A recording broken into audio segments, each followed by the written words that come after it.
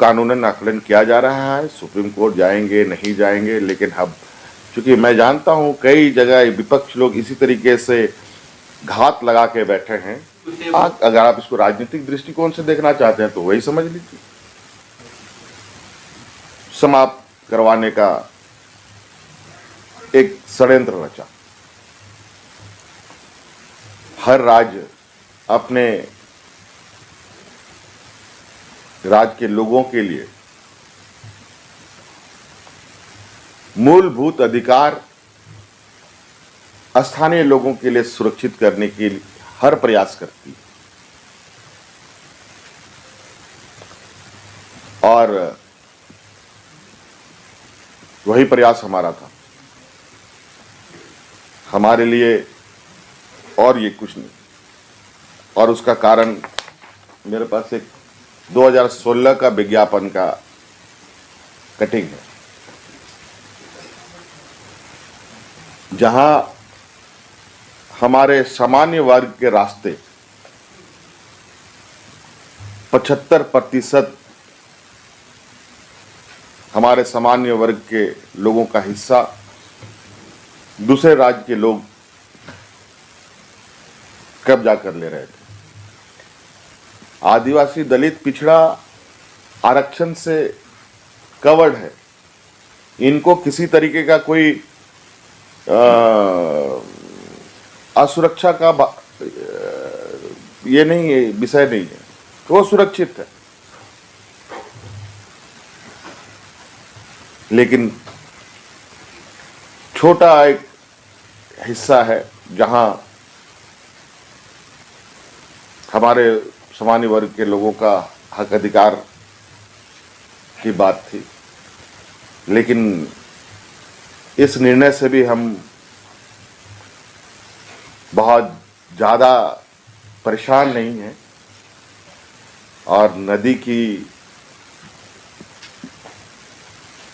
जो राह है उसको कोई रोक भी नहीं सकता। कोई टाइम फ्रेम सर, कोई टाइम फ्रेम है? कोई सुप्रीम कोर्ट आप लोग जा रहे हैं या कोई?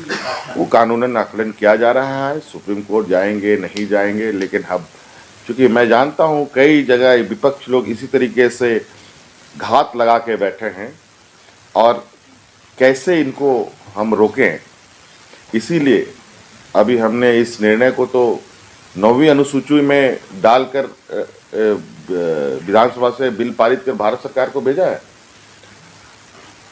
और ऐसे षड्यंत्रकारियों को ही जवाब देने के लिए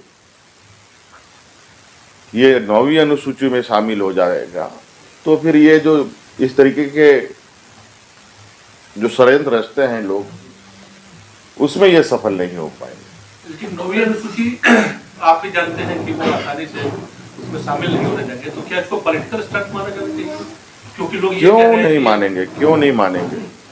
आखिर कारण क्या है नहीं मानने का? नहीं मतलब उनकी आड़ में आपको बार बार प्रहार करने का मौका मिलेगा उनसे।